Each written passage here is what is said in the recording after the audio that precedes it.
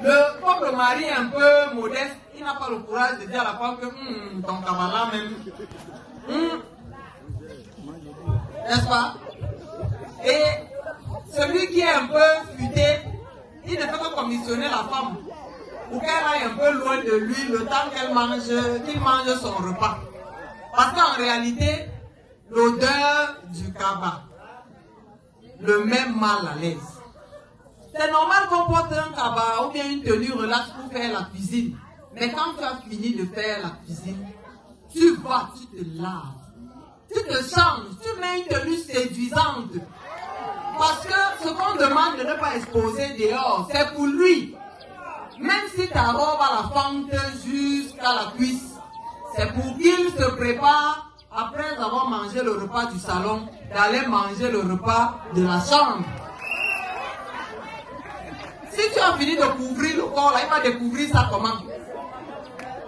Il faut aiguiser son appétit. Il faut aiguiser son appétit. Et lorsqu'on parle de l'infidélité dans les couples, c'est la femme qui est à l'origine de cette infidélité. Premièrement, elle ne se laisse pas désirer. Deuxièmement, elle conditionne, n'est-ce pas, son mari avec son corps. Oh, tu ne m'as pas donné l'argent ici, ne me touche pas.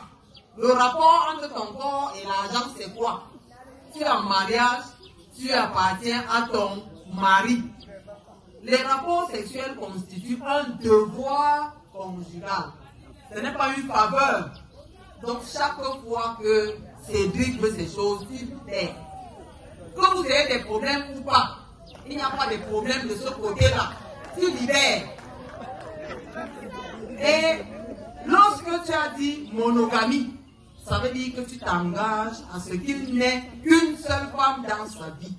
Que tu t'engages à résoudre tous ces problèmes de femme, y compris sa libido. Si tu ne le fais pas, c'est que c'est toi-même qui lui donne l'occasion d'aller se battre dehors. Et ça, ce n'est pas bien.